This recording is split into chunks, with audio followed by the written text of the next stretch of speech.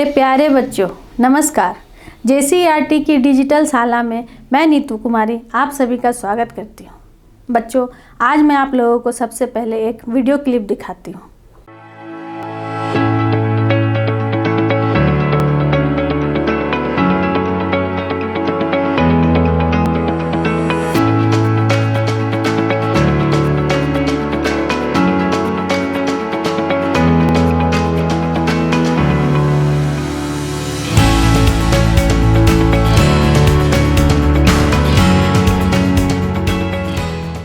तो बच्चों, video clip में जिस चित्र को दिखाया गया है उस चित्र को आपने पहचाना?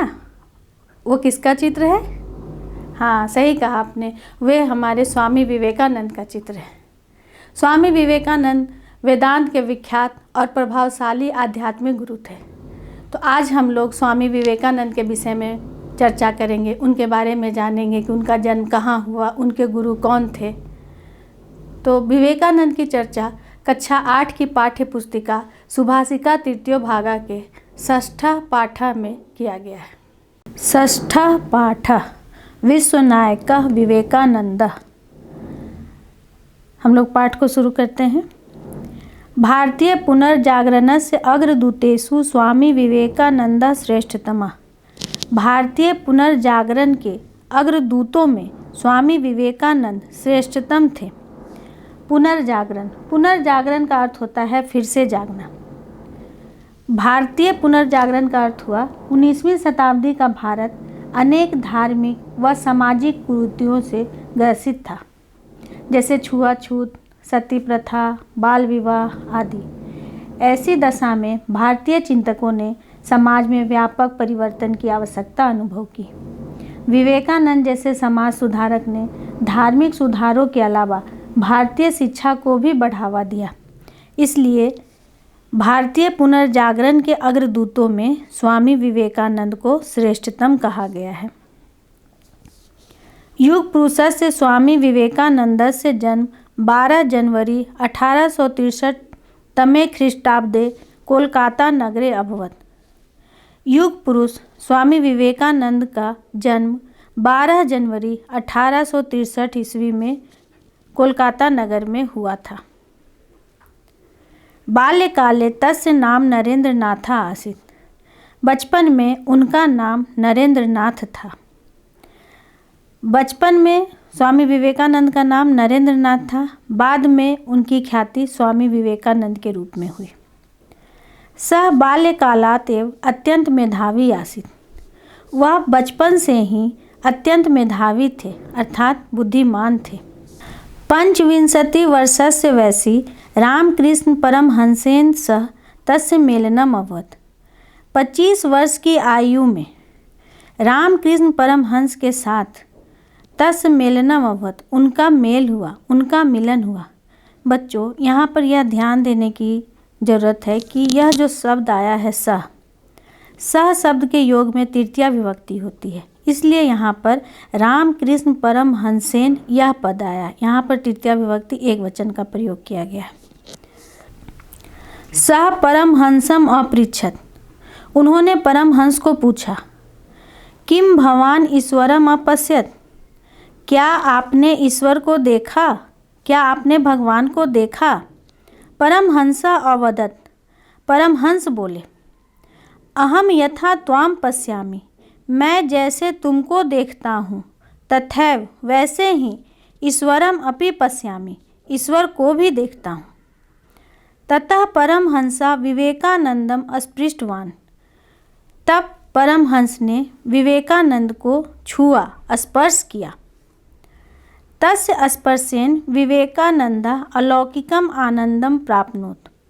उनके स्पर्श से, अर्थात रामकृष्ण परमहंस के स्पर्श से विवेकानंद को अलौकिकम आनंदम, अद्भुत आनंद की, अपूर्व आनंद की प्राप्ति हुई।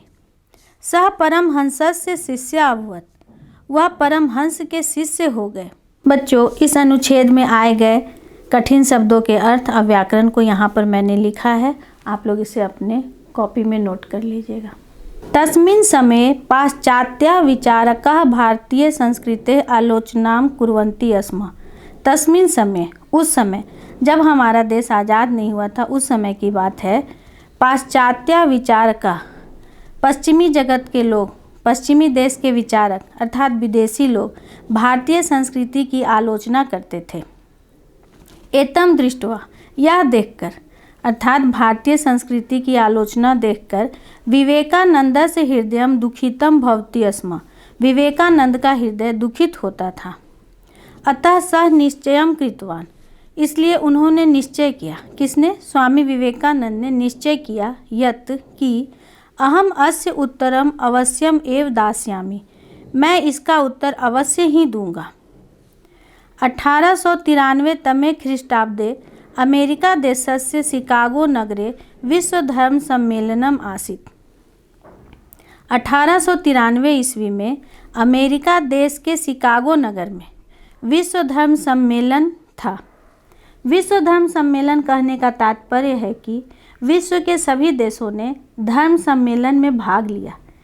इस सम्मेलन में विश्व के सभी धर्मों के बीच में संवाद अर्थात बातचीत बनाने की कोशिश की गई थी।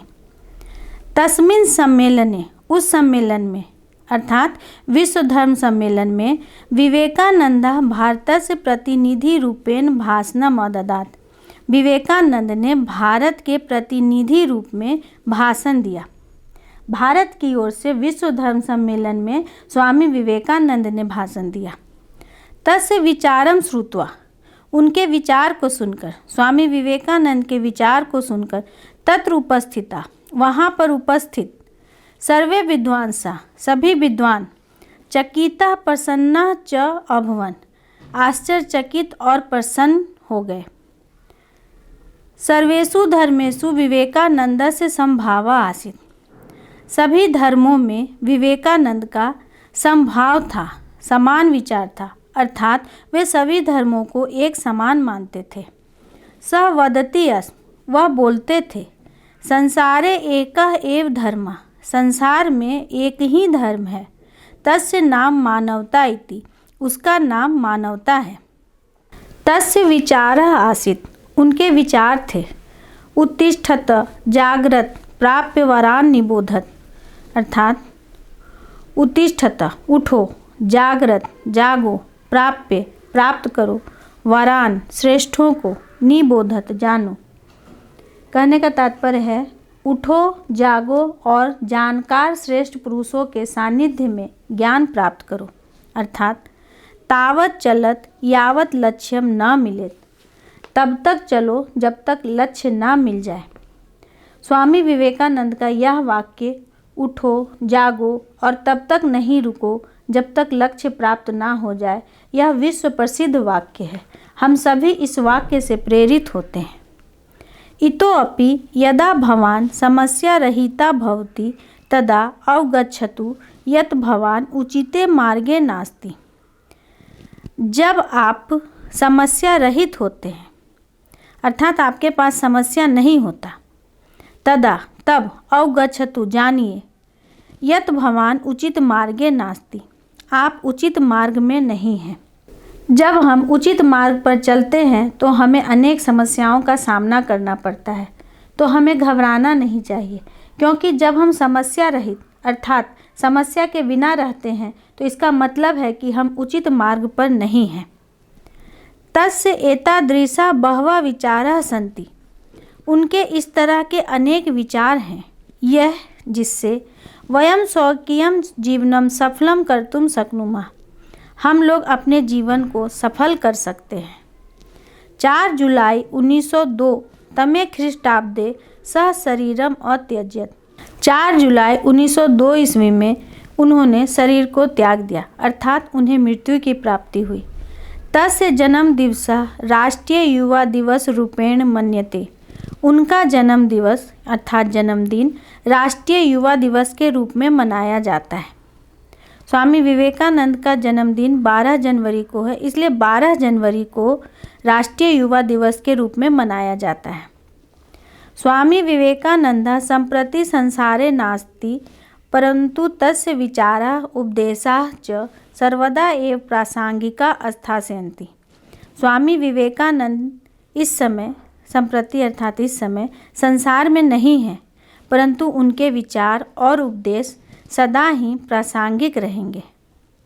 सह वस्तुतः युग पुरुषः विश्वनायकः च, वह वास्तव में युग पुरुष और विश्वनायक थे। ज्ञान पुंज प्रकाशम तु यो अतनोत धरणी तले उपकृतो येन संसारस्तम विवेकम नमाम्यहम्।